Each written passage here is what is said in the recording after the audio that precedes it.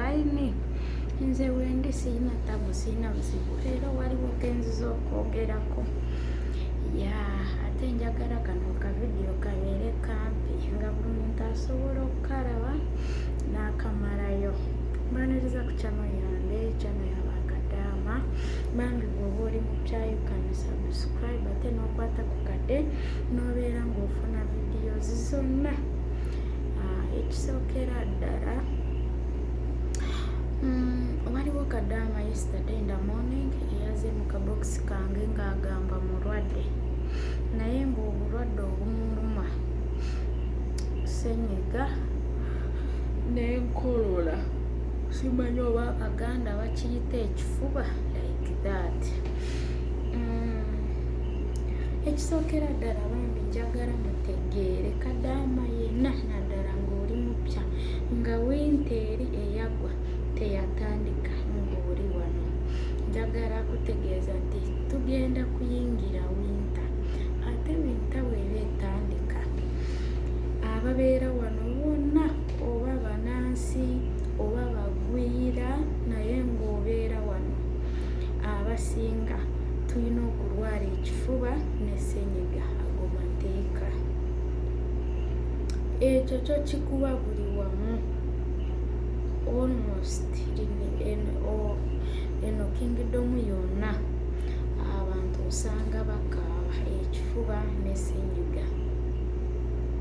Ekyo njagala osooka okiteeke mu bwongo bwo nga twaniriza winta kubanga anytime from now the coldness is coming, the freezing, the what it's coming. Ako ke kabonero akamu akalaga winta eyingiddewo. Ako ke kabonero akamu akalaga essaawa yonna winta eyingirawo. Era bakugamba abasinga ddala nga tebabonangako ku winta ekifuba ekyo ssenyiga oyo abayisa bubi bubi nnyo nnyo nnyo. So I want every Kadaama out there to be as prepared as you can. Kino ekifuba okirwanise kubanga am 100% sure nti ojja kirwala.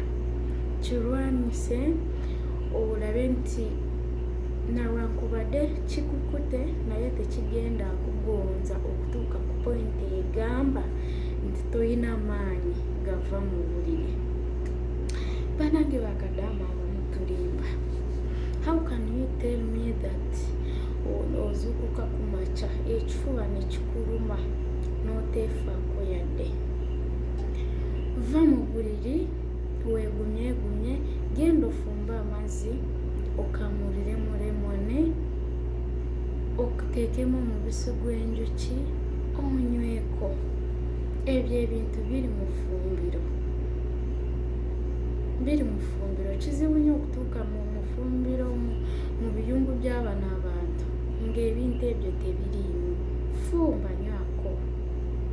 Oba bw'oba owulira nti oli bubi gattamu galike n'akatungulu onyweko. Banange nkulayirira ojja kubonako enjawulo ate bwe binaagaana ng'ogezezaako n'ebigaana kubanga ekifuba ekyo si kyangu ng'ogamba nga bakutwala mu ddwaliro. Naye tobeera awo ne weebuka ku mutwe ne weebuka ku bigere n'olinda bakamaabo basooke balabe nti oli mulwadde. Oba n'otuuka ku poyinti ebuulira bano ab'e-Uganda nti obulwadde bukuluma. Sooka ogezeeko bambi. Try these home remedies zijja kuyamba. Be ready. Ekifuba ne ssenyiga bwe buba tebinakukwata munange bijja kukwata naye be ready. Abaana abasinga ekyo kyo mu winteeri nawulira nga buli omu almost abikaaba. It means bihitinga almost the whole kingdom. So try your very best. Gezaako remedies ate bwe zigaana gamba bakamaawo bakujanjabe. Nebye mbadde bindeese musule bulungi.